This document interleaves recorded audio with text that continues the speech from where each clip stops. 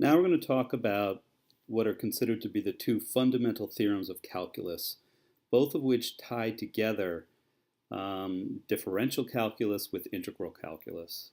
And we'll take a quick look at what that means. And we'll start with this function f of x. And we take the area under the curve from point A to point x. And as x moves, the area then will be larger or smaller depending on where x moves with respect to a. Okay. So this gives us a new function, which we'll call a of x, or area, that relates the area under the curve to the value of x. So we say we have a function that a of x, and it's equal to the integral of f of t dt from a to x. And the value of that function then changes as x changes. And a of x, again, is the integral from a to x. The first part of the fundamental theorem of calculus simply says that a prime of x is equal to f of x. In other words, the derivative of a of x is just equal to f of x. So we can write d dx of the integral of f of t dt, where we're evaluating this from the interval from a to x, is given simply by f of x. In other words, the derivative of the integral is equal to the function itself. Okay, let's take another quick look at how we can think about that. So suppose that we pick some interval right around x, and we'll say the width of that interval is equal to dx. And we can obviously move dx as close as we want to x, and the interval then will, of course, get narrower and narrower. And basically, what we're talking about when we talk about a prime of x is the change of area with respect to x. So as x changes by some small amount, what happens to the area, or what happens to the value of a of x?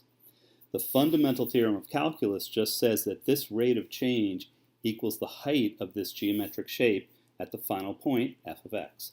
In other words, as d of x becomes smaller and smaller, the value of this change is just represented by this small sliver here, and really what is left is just the height of that.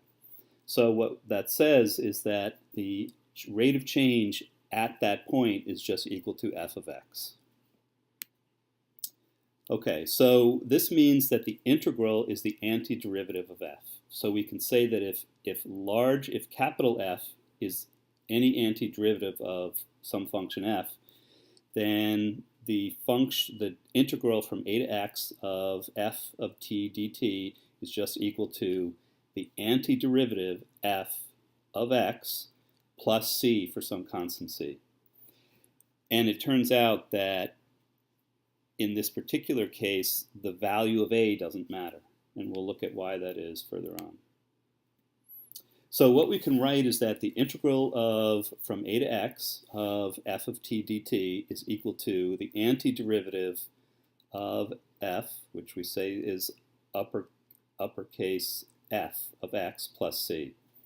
Now suppose that we set x equal to a. That's going to give us the integral from a to a of f of t dt, which we say is equal to f of a plus c.